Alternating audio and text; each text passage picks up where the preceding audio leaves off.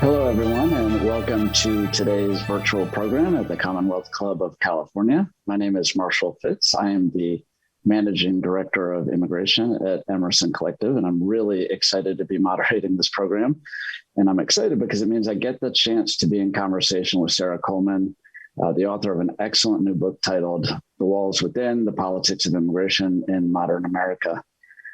Sarah's unique contribution with this book, I think, is reflected in the title, in that she recenters the prism of modern immigration politics away from disputes about the border and onto domestic policies that limit or foreclose the rights of immigrants in the United States. And then arguing for this conceptual pivot away from the border, she dives into some fascinating case studies about access to schools, employer sanctions, welfare, and the role of local authorities in enforcing immigration policies. Drawing on new materials from past presidential administrations, immigration groups, and civil rights organizations, Sarah examines how attempts to limit immigrants' rights in the United States over the last half century have also circumscribed the rights of citizens. So we'll be discussing a lot in the next hour, and I want to ask your questions as well. So if you're watching along with us, please put your questions in the text chat on YouTube, and we'll be getting to them later in the program. So thank you, Sarah Coleman, for writing this book and for joining us today. Thank you so much, Marshall, for having me. And thank you so much to the Commonwealth Club for organizing this. You know, a lot of the research I did for this book came out of the Stanford Special Collections and the Hoover Institution. So it's nice to sort of bring this research back to the Bay Area community.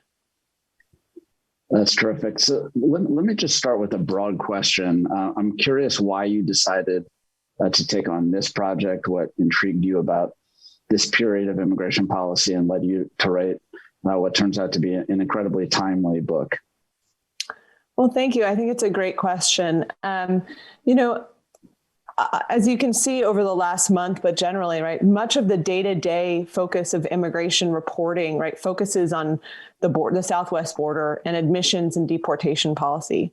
And while those are incredibly important policies, they're only one part of the puzzle. And they're one part of a much larger puzzle where a lot of the anti-immigrant sentiment in the United States lies, right? And it's in access to education and access to employment, civil liberties concerns, access to the social safety net.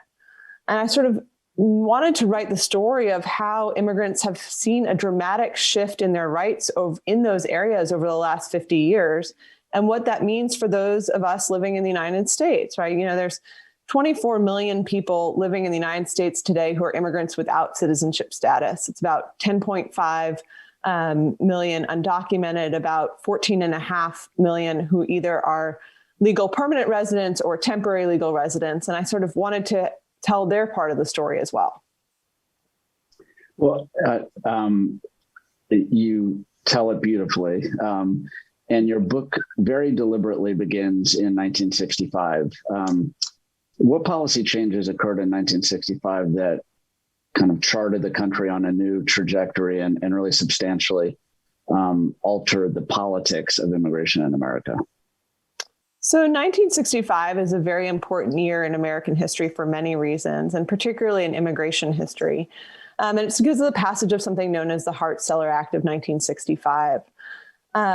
It's passed sort of in this moment of the civil rights movement and sort of under this ethos of fairness and equality. It's part of Lyndon Johnson's Great Society, right? So it's passed, 1 year after the Civil Rights Act, right, the same year as the Voting Rights Act. And what it does is it gets rid of the race-based national quota system that was put into place in the 1920s, and it sets a uniform cap for all admissions across countries in sort of a more egalitarian way. But more important to me is what you're going to see is following this is going to be a radical demographic shift in the United States. And what happens coming out of sort of more than reshaping admissions policy is you see sort of this radical demographic shift. And as controlling the southern border sort of becomes more fraught for those who want to restrict immigration, it's at this moment that they start to sort of have these battles about what it means to be inside the United States, sort of, and sort of what immigrants' rights are in the United States and sort of access to state and society. And I look in particular in four main areas, right? In education, labor, welfare, and civil liberties concerns, and sort of these deep debates over what immigrants' place is in this moment after 1965. Yeah, I think that those demographic shifts that you were talking about and the origin of it are underappreciated. And I think how it's not only shaped the politics of immigration and broader, I think, policy challenges and dynamics, but it's really fundamentally changed the face of the country in a very short period of time. And I think it's an undercurrent of some of the cultural tensions that are, I think, less visible, but really kind of coursing below the surface of many of these debates. Over the last couple of months, we've seen a large number in the number of, or a large increase, in the number of unaccompanied minors who've been arriving at the border. And that's obviously created a number of challenges for the federal, state, and local authorities, including, I think, one of the central questions about their educational instruction. And that led to a dust-up between Jen Psaki, the White House press secretary, and a Fox News reporter yesterday or the day before. And I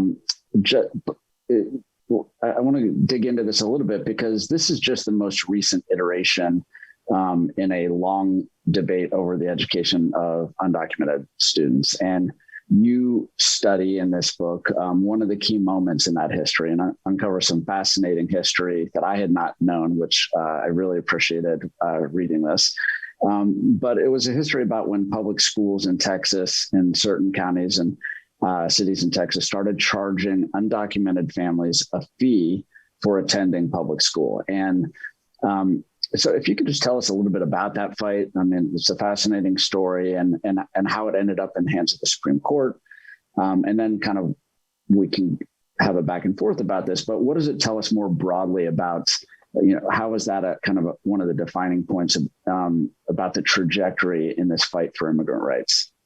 Right. The question of education for undocumented children has this long legacy, as you mentioned. And so beginning in 1977, or beginning in sort of 1975, actually, the Texas state legislature starts to sort of think about this issue. But in 1977, a town in East Texas called Tyler, Texas, decides to start charging a fee of $1,000 per student to many families living in the region. And 4 or 5 families reach out to a local civil rights lawyer to challenge the fee. It's about $4,000 in today's dollars, just to put this in perspective, per student, right? So this is cost prohibitive for these families. And they reach out to 2 local civil rights lawyers who take their case. What's interesting about the case, the Lopez, the Alvarez, and Alvarez families take these cases just very locally. They're connected through a local Catholic outreach worker to 2 civil rights workers who had been placed there initially by the NAACP because of concerns around voter redistricting and gerrymandering in the area. And the lawyers take the case and they sort of start to bring it. And what's interesting is sort of activists on both sides at the national level get involved, right? So what you see is on the left, the case gathers a lot of attention from MALDEF, the Mexican American Legal Defense and Education Fund. And they had actually been looking for cases. They've been sort of known as forum shopping. They've been looking for cases about this issue of access to education for undocumented students. And one comes up in Texas, and they're very excited because the district judge in that area is known to be quite liberal. And they sort of view this case, looking very much to the Brown v. Board of Ed model. They view this case of unauthorized children as a very sort of a good vessel through which to challenge restrictive legislation based on citizenship status.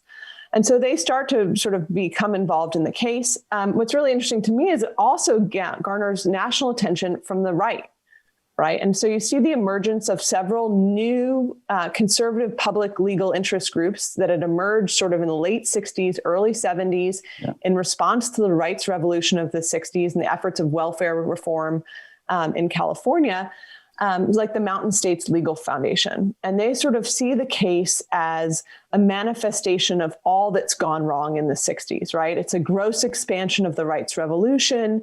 They sort of view it as a tax burden placed on the backs of the average American. And it's also in their mind a sort of huge example of the overreaching federal Leviathan, right? That this is the federal government sort of taking this case too far.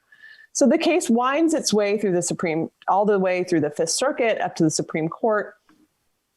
And it's it's a very interesting decision, and it goes 5-4 in behalf of the students. It's a case called Plyler v. Doe. It's decided in 1982. And, on its way to the Supreme Court, both the Carter and the Reagan administrations really struggle with what position to take in the case, because they sort of understand that this is sort of might be a whole new area of rights that they're not sure how far they want to go on. And so it makes it to the Supreme Court in 82, right? And famously, right, the decision written by Justice Brennan, right, doesn't go so far as to call it an educational right, but he said something along, we can't see what the state would want to do in creating a quote unquote subclass of illiterates. And so it's seen as this sort of moment in the early 80s where immigration rights activists sort of see this as the new frontier, right? They see it as this moment that's sort of an opportunity, and they start to strategize, okay, if we can win on this, how can we expand it? Now, it turns out that this is almost going to be the pinnacle of their expansion for some decades, and sort of it's going to be a much longer and bumpier road, I think, than they envisioned in 1982. Yeah, and I strongly commend the book, even just for this piece of history about Plyler v. Doe, because it is so central to the evolution of the debate over immigrant rights. And, I think we have a hard time imagining what it would mean to restrict or prohibit undocumented kids in this country to go to school. And that was really the essence of the fight. So it's a terrific read, and the history, the uncovered history that you drew out, I think really just adds to especially the dynamics between the two administrations, because the case straddled the Carter and Reagan administrations, and the debates within both, and as you described, how that was a pretty tumultuous issue for both of those administrations. Right. And Drew Days, right, at that point, as the head of the Civil Rights Division, is really pushing the Carter administration to move forward and sort of make this the next front. But I think he actually meets and sort of what is sort of, we'll see, right, a more conservative side of the Democratic Party, like that early roots of a much more sort of much more limited idea of what the government should be doing within the Carter administration. And then on the Reagan administration, one of the things I always find fascinating about the case is, right, Chief Justice John Roberts, right, at that point is working in the Reagan administration. And after the case, the decision comes out, he says, this is a chance where we should have taken a bigger step, right? We should have been more aggressive. A central component of the book really is this pivot during this era to a debate about immigrant access to public benefits, as opposed to simply debates about the levels of immigration and the border. And this was an issue that former President Trump really leaned into. He pushed it to the forefront in part with the help of his immigration aide, Stephen Miller. But it was most notable in the issuance of what's the so-called public charge rule. And that rule attempted to make it more difficult for immigrants to become legal permanent residents or citizens if they used or were likely to use an array of public benefits like nutrition assistance. This is a rule that existed before Trump, but they really tried to turbocharge it and make it effectively almost a categorical bar for many families to progress into permanent residence or citizenship. The Biden administration has effectively moved to abandon the rule, but you track the debate about the use of public benefits over a longer arc, not just the last 4 years. And you show that immigrants' access to these safety nets have really diminished over time. And you describe the implications, I think, in pretty striking terms. You say that they transformed putative insiders into outsiders and transformed rights-bearing legal residents into immigrants without rights. And that's a pretty powerful shift, paradigm shift. So can you talk to us a little bit more about that? Yeah, sure. So I think this is one of the sort of a key way when you think about how the legal frameworks that that we are contesting today sort of have these much longer stories, right? Mm-hmm. So I think most people watching or listening would be surprised to know that, until between 1935 and 1972, right, immigrants, even unauthorized immigrants, had access to most federal social safety net programs, right? They had access to SSI, to OAA or ADC, which becomes named Aid to Families with Dependent Children. And when new programs were created, such as Medicaid or nutrition assistance, right, they were given access to it on the same sort of way as the other federal benefits had done. And what we see is in the 1970s, we see the rise of an anti-immigrant movement that begins to target immigrants' access to these programs. And so in the 1970s, they begin by targeting unauthorized immigrants' access to these programs. And what happens in the 1990s is we see a shift where they start attacking legal permanent residents' access to these programs. And so it sort of becomes this litmus test for basic rights. And the way this happens is in California, right? I won't have to remind most of the audience here, right? Proposition 187 passes, right? Which is a huge effort to restrict unauthorized immigrants' access to the social safety net. It's going to be eventually invalidated by the federal courts, but it has this wide-ranging impact on national politics. And so the Clinton White House and Newt Gingrich and those in the Contract with America and sort of congressional Republicans look at what's happening in California and they respond. And so you see what happens is the pressure from California, right? It's always important to keep in mind. And I think, I teach college students nowadays, and they don't often remember that California could possibly have been a swing state, right? But in 1992, California was definitely a swing state. Clinton had won it with 46% of the vote. He didn't have a majority. Perot had gotten 20%, right? And so he's looking at the White House is looking at the politics that are happening in California, and they're worried about the 96 reelection. And they start to take a much harder shift to the right on immigration. They do this both through border admissions, which I think are important. You think about things like Operation Gatekeeper or some of those things, but they take a hard shift on this other side of immigration policy, right? And in welfare reform, you see the federal government bar states from using federal funding to all these programs like Medicaid, food assistance, right? And it's in this moment in sort of 1996, you see this sharp sort of definition of what citizenship means now versus legal permanent resident in terms of access to all of these programs. What do you make of that? I want to come back to it. Just kind of this question of that sharp definition, but how do you situate that in kind of the broader context of what was happening? Because this didn't happen in a vacuum. Do you have kind of what are your reflections on what was going on that, in addition to just the kind of more narrow politics that I think were maybe dispositive, but what was going on more kind of atmospherically in the country?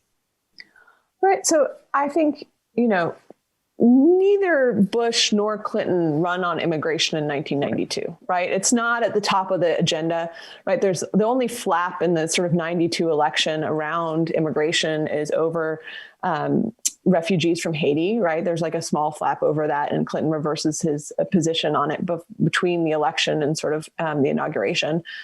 But I think a number of things are going on. It's becoming a groundswell in certain key states, right? And California is one of them. Right, we have the foreign-born gunmen at the CIA. We have the earlier bombing of the World Trade Center. Right, we're going through a recession. Right, and particularly in California. Right, the a huge number of jobs are being cut in California sees a sort of really devastating economic effects in early 1992, 1993. Right. And then you see it also within the Democratic Party and sort of nationwide, there's a huge negotiation going on about what the welfare state should look like. Right. And what entitlement spending should be. And what you see is this sort of vortex comes together of all these issues where something that wasn't necessarily connected, right, becomes connected. Right? You know, the welfare reform, reducing authorized immigrants' access to welfare ends up funding 40% of Clinton's welfare reform plan, right? Amazing, yeah.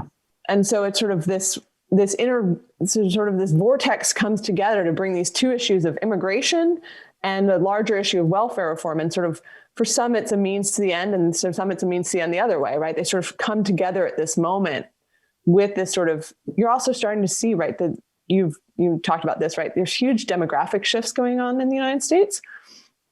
And in particular, I sort of think about this when, you know, the 1986 legalization occurs. A lot of sociologists have studied this, and this is not my data, but, you know, one of the things we see is a large movement away from the 5 traditional receiving states. Right. So most immigrants in the United States head to one of 5 states. Right. We see after this legalization occurs, people use the freedom of movement to seek opportunity in other parts of the United States. So suddenly we start to see more demographic shifts in more states that aren't just the traditional states having these debates. And it sort of brings it more to the national attention. Yeah, I think that's right. I think the jarring impact, jarring to some impact of having a wave of newcomers, new faces, new street signs, coming into neighborhoods, certainly I think helped propel that sense of, wow, our future is not, the one that we anticipated, and starts to create anxiety. But it's less so. But well, on the one hand, it's the interesting thing is that a lot of this kind of modern restrictionist movement starts in California, which is one of the most central traditional states, but the spread really kind of happens in these more new receiving communities, and I know that many of us who've been working on these issues for a long time are very hopeful that the California experiment of trying to go down that path ends up becoming the American experiment, where California, of course, is now among the most progressive of all the states with regard to the rights of immigrants and trying to have a more expansive, inclusive set of policies. But for those who didn't follow this closely, you would really have a hard time understanding what the state was like in the early 90s. I'll come back to the 90s in a second, but or maybe we should just go there now because we're there. I mean, this is one of the most insightful things I found in your book. I knew all this, but I had not really situated the importance of the 90s as a decade, and really which immigration policy, I knew all of the immigration policy changes that were occurring, but I hadn't situated it as a decade in which the politics really fundamentally shifted.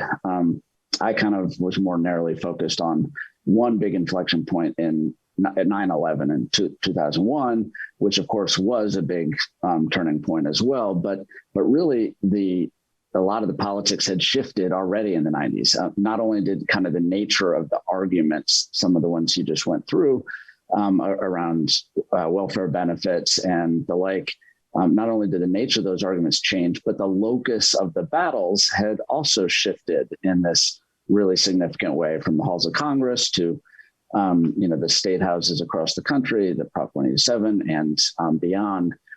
I'm interested in how you kind of see over the 96 kind of in your 1965 to present, how you see that shift toward challenging the federal government's exclusive authority over immigration policy during that period, as really kind of changing the arguments that we're having today. I mean, were they successful in those efforts? And what are the implications of the effort, success or not, today? Right. So I think a lot of people think of, when they think about states and this role of states and sort of shifting immigration, they automatically think of Sheriff Joe Arpaio, and they think of Arizona and SB 1070 as sort of this watershed moment of like 2009, 2010, 2011. But the longer story that I sort of point to is that states have really been sort of driving national policy for almost 20 years by then. I think you see this both in California, right? So in the case of California, it's not that the state sort of forces through its policy, the federal government to shift federal policy, right? So they're forcing 187 isn't sort of it's not directly sort of adopted, but it forces this shift in the federal government's policy. I think what you also see, and I sort of highlight this in a story about a small town in Iowa, but what you start to see is I trace in my book how a murder in a small town in Iowa and sort of some shifting immigration demographics going on in Iowa in the early 90s creates an opportunity for people like Chuck Grassley and Tom Harkin and others really push for the first time for the power for state and local law enforcement to have the power to do immigration enforcement. And it's the creation of a program called 287G, which has now gone through many iterations. It's gone from 287G to something called Secure Communities, right? And so it's sort of all one sort of long locus, but it's passed in 1996. And basically 287G effectively ends a century of exclusive federal control over immigration enforcement.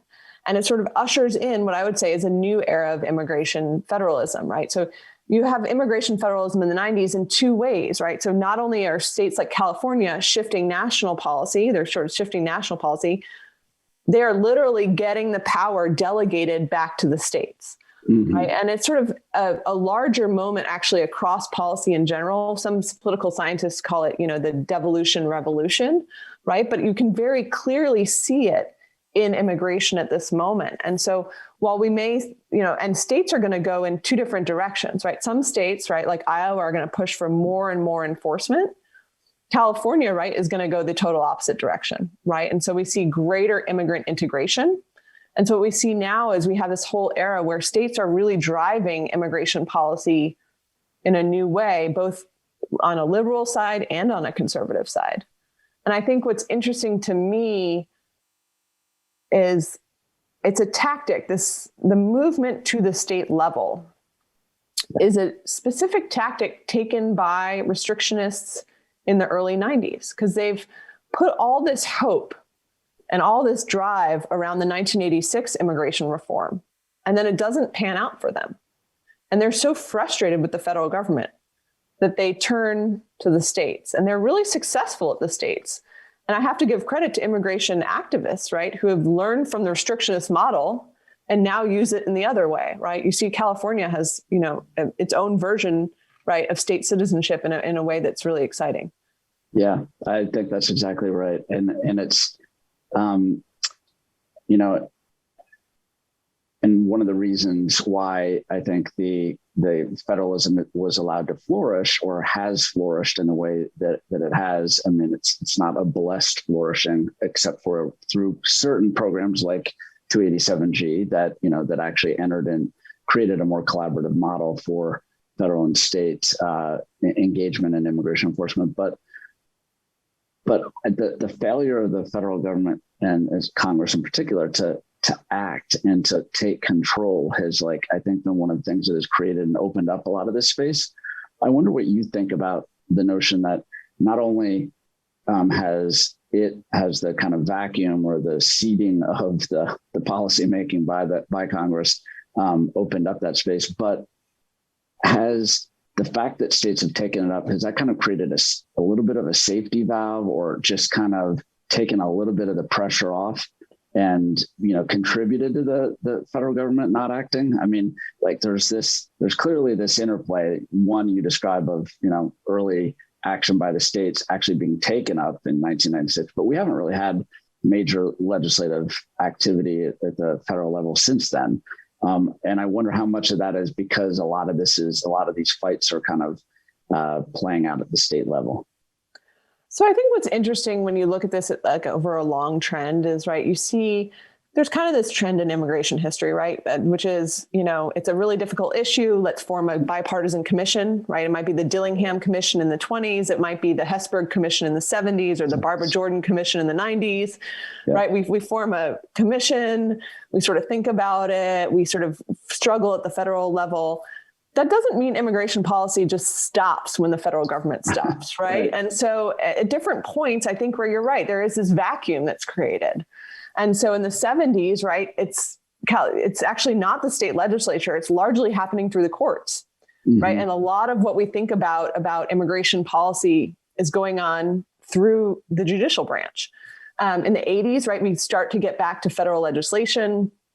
The 90s, we're back to states again, right? So I think it's sort of a false idea that just because the federal government is stopped, immigration policy is going to stop and something comes to fill that vacuum. It just over time and at different points shifts to different drivers.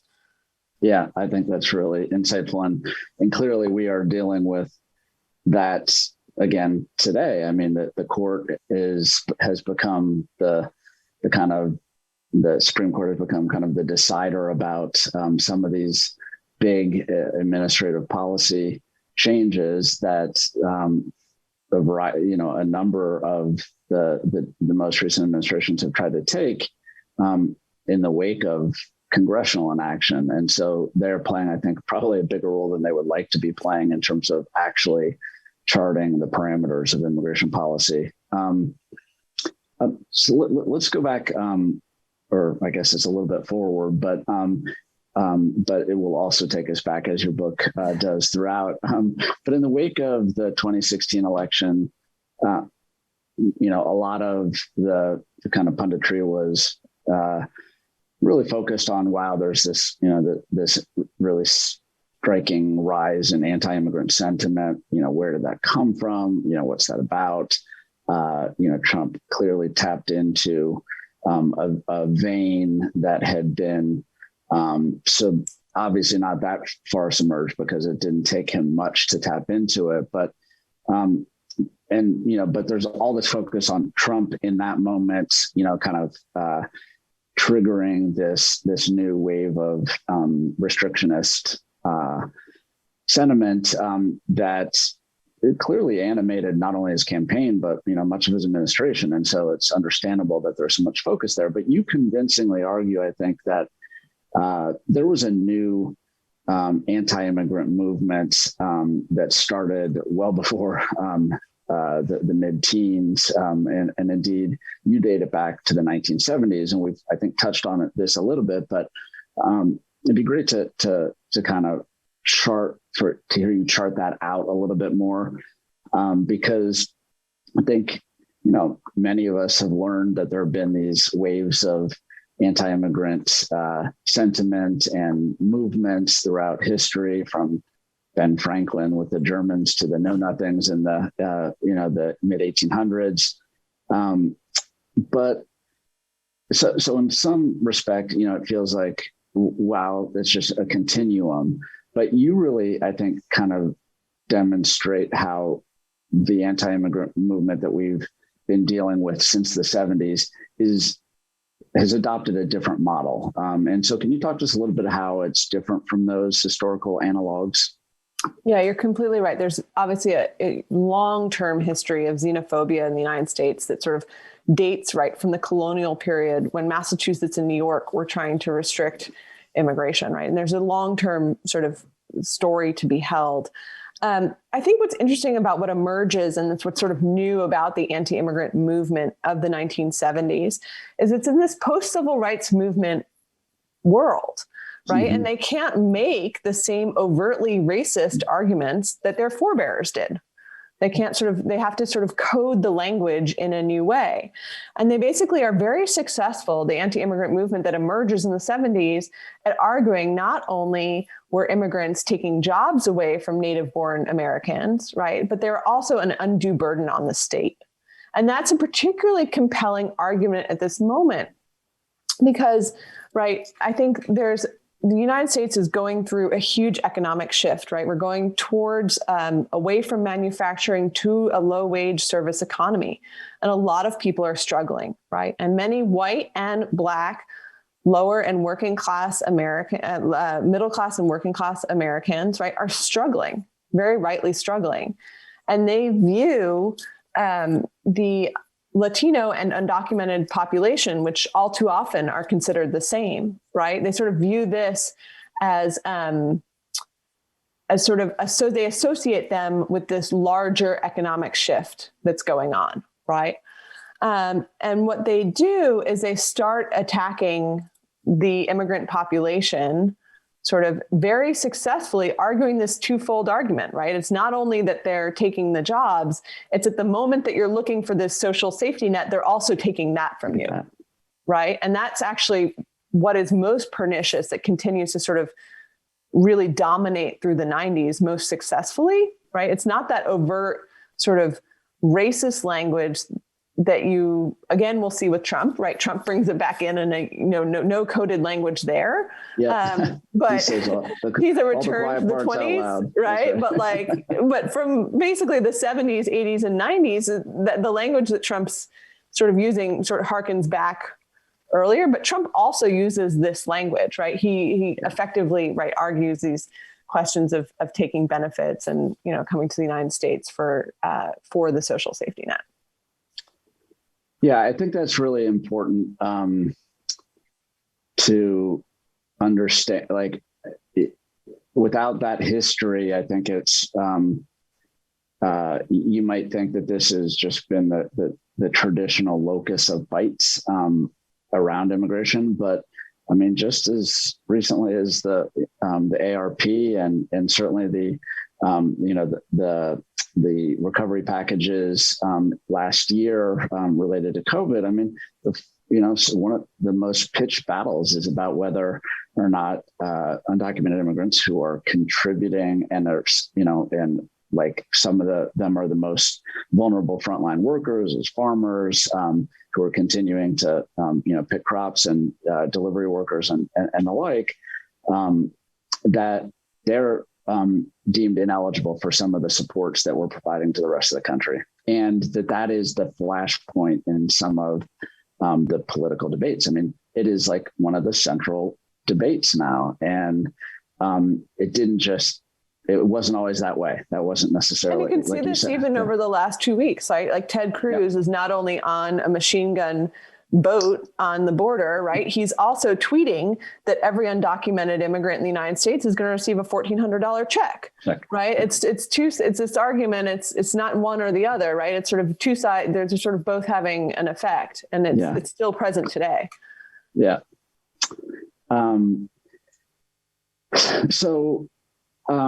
Harkening back, and we've circled around this a little bit, and you have touched on it, but I think it bears more kind of a deeper discussion. Harkening back to what I did say at the outset in introducing you in the book, this question about how our notion of citizenship has changed over the last 50 years, and then the kind of effect that those changes have really had on the rights of citizens, so that it's not just you haven't kind of isolated immigrants and undermined their rights, but you've actually had this bleed into the rights of citizens. You want to talk a little bit about that, because I think that's also something that people don't realize, that we can't just think of it as all happening to them over there, that it's actually happening, that some of these changes and these paradigm shifts are happening to all of us.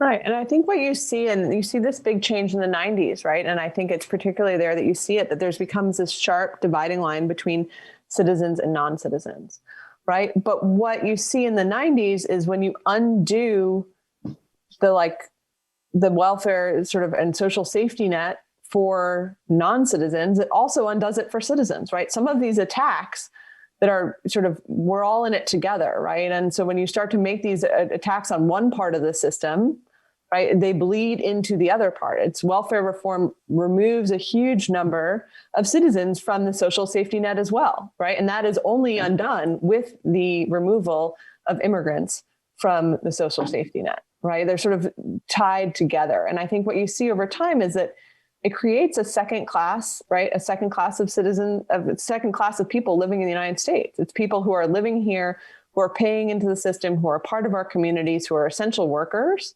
right? Mm-hmm. But just are entirely banned from certain parts of participation in state and society. And it's a dramatically different story, right? Just as a reminder, than 1971, right? I mean, the fact that we're having these debates is something that like people in the late 1960s, early 1970s wouldn't even have thought, right? History reminds us like that things are possible. It's possible to do it another way, right? And that citizenship didn't have to be as limited as it is right now. Let me ask a question, especially given you've kind of seen the historical arc of different administrations, and I know it's very early, and I've got a lot of insight on this as well, but I really welcome this question from the audience about what President Biden is doing today on immigration that's different from what President Obama did, and if you notice any kind of big differences so far, because that's we're talking about a kind of a short, what's happened just in the space of half a decade. Well, I'd love your thoughts after on this too, because I think you probably have a lot more insight on this than I do. But so President Obama sort of maintained the status quo on immigration enforcement in the early years of his administration, in large part, right, trying to build up goodwill towards on enforcement with the idea that of brokering some sort of more comprehensive reform effort in 2013, 2014. That strategy did not work, right? It failed. And so what I think you've seen is the Biden administration so far is taking a more aggressive stance on immigration policy in the first 100 days, right? They are undoing some things, right? Some of the internal enforcement the moratorium is being challenged by the courts, right? But they're certainly taking some steps, like moving the travel ban. We're seeing a slightly different approach, right? They've signaled in terms of support for the Northern Triangle countries, right? They're signaling a shift that's more going towards NGOs to do civil society building up than governments. But I think you see him definitely taking a more aggressive approach in the first 100 days. I think what will be interesting to see is, right, President Obama was forced to turn to executive action, right? Yeah. Will Biden end up in that same boat, right? Will he be successful legislatively, or will he sort of resort again to executive action? But I welcome your thoughts. You are much more in the day-to-day on this one. No, I think you're right. And those are the big questions and the big things we're going to have to see. I think clearly the emphasis that the Biden administration put on, in part, again, this had to happen given the last 4 years, that there was such an early active emphasis on trying to fix some of the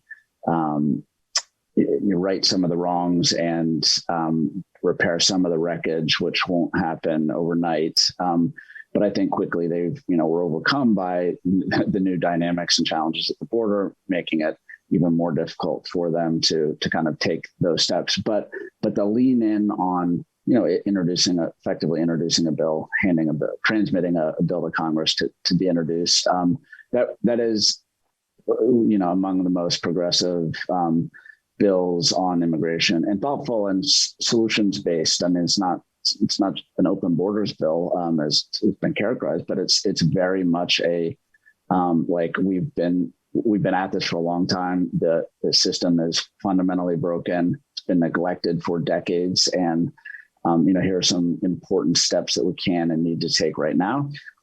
I think he's going to be stymied. Well, I think it's clear he's going to be stymied on that legislation for the foreseeable future with the 60 vote threshold in the Senate, absent the filibuster change. But I think that what's more interesting than, or maybe it's kind of what comes out of that observation about how much they've leaned in early, is that I think that there is a realization that the old rules of kind of trying to you're never going to out enforce the other side. The other side is going to constantly kind of keep pushing the goalposts on this.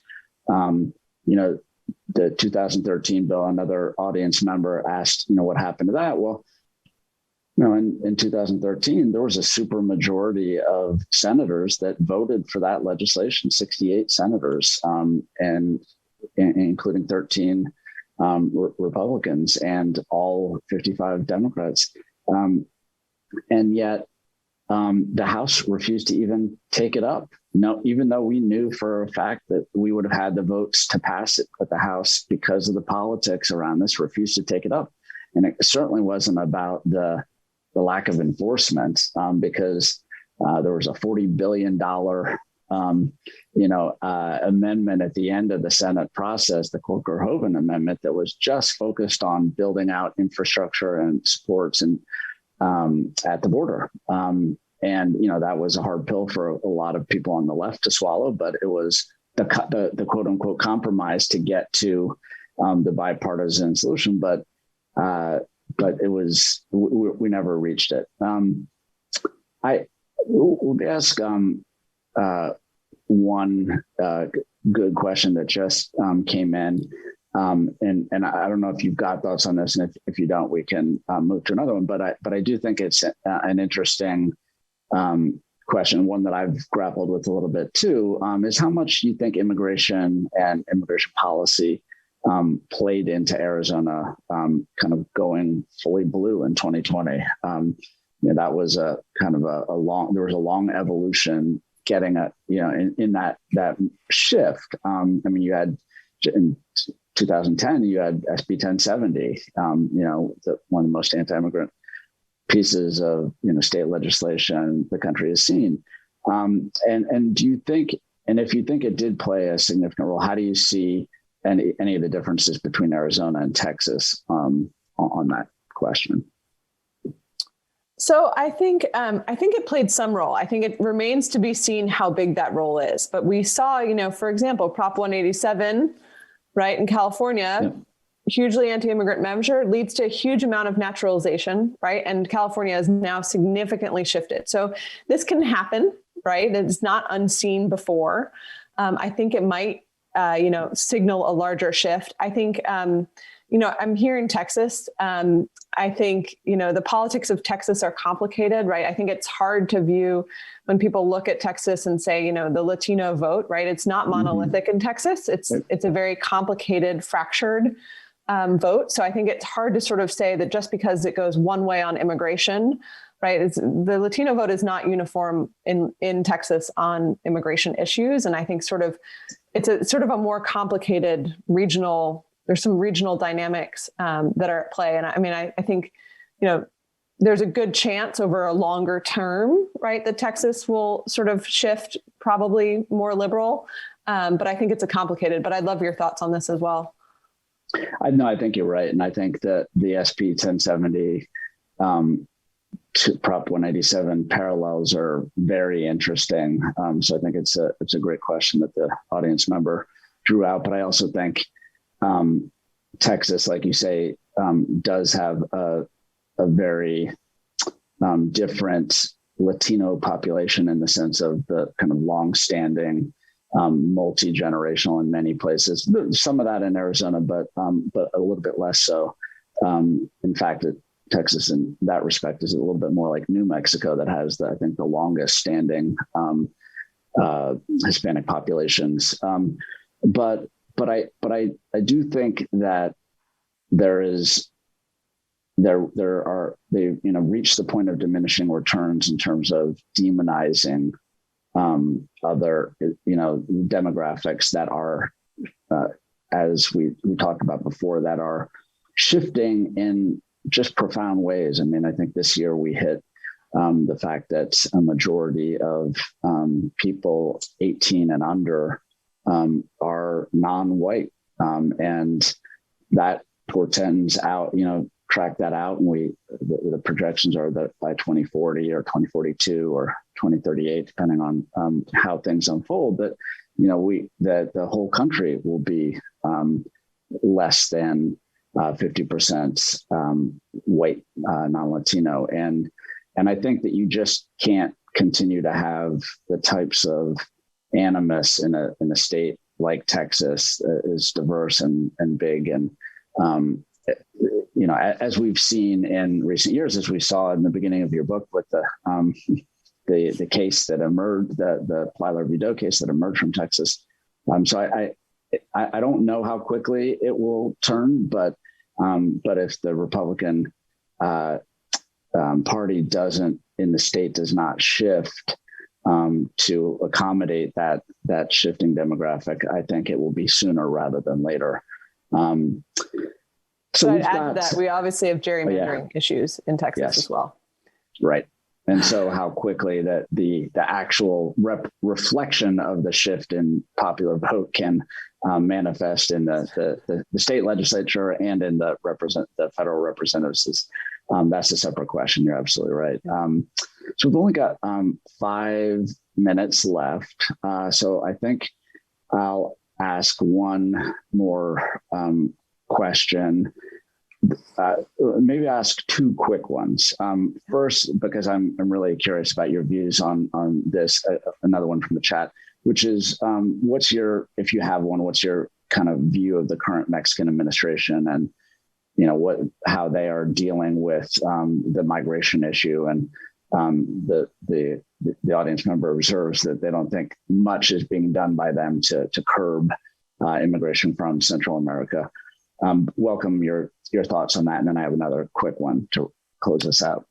Sure. I think the Mexican government has to be part of any larger, regional conversation. And I think we're seeing a number of levers starting to be perhaps pushed. We've seen some of it around this conversation about vaccination. I think the Mexican government certainly has a role to play. I think no regional solution can happen without the Mexican government sort of being on the table. It'll be interesting to see what role they play. I mean, I don't have a lot on sort of where I think that's going to go, but they certainly will have to be at the part of the table. Obviously, the question of what happens at the southern border of Mexico is essential to thinking through that. That's right. Yeah, I agree. I think AMLO, as the Mexican president is referred to, I think he surprised a lot of people with how quickly he gave in to Trump. But I think this is not a big issue for him. But it's been imposed on him from the prior administration, and it will need to be as well from this administration, that they need to be an important player and have an important role here. Okay, so we've kind of reached that time, so I'm going to ask the last question, and this isn't to have you kind of toot your own horn, which you very well should, but I am curious, and I think the audience will want to know why at this moment in time is this book important? So I think it's really important because, as I said earlier, right, the Biden administration is sort of at a crossroads and it has an opportunity here. And I think you can think of, as you've mentioned, right, a lot of what they're initially doing is this sort of 4-year, like unwinding of the last 4 years, right? And sort of a piecemeal sort of reduction of the Trump border and admissions policies, or a lot of their sort of things. But the question that I sort of think this book raises is how much, and sort of lays out, is how much do we want to return to a much fuller vision of citizenship and what it means to be in the United States? And what can we do on immigration policy that's different than we're doing now? And we had a way, right? We had a way that was a much more inclusive vision of what citizenship meant and what the rights of immigrants were in the United States. And we've seen, the book sort of traces sort of the devolution, and it gives us a pathway back, right? And it shows us sort of that we can just move beyond, right, just undoing what Trump does to sort of what the broader vision of what we can be, right? And sort of that's why I think it's important at this moment, because it sort of gives us a guide to sort of how we can have a more inclusive notion of citizenship for everyone in the United States, immigrants and, foreign born and native born. Amen to that. It's a great place to close, I think. So we have reached time, and just want to give my sincere thanks to you, Sarah, for taking the time and for just a really insightful conversation. It was a real pleasure for me. Well, thank you. The pleasure is all mine. It was a great, thank you so much for taking the time out of your very busy schedule to do this. Oh, my pleasure. So the book, Everyone is the Walls Within, the Politics of Immigration in Modern America. And want to thank the audience as well for watching and participating live and all the great questions. If you'd like to watch more programs or support the Commonwealth Club's efforts in making virtual programming, please visit commonwealthclub.org/online. I'm Marshall Fitz. Thank you very much for joining. Stay safe and be well.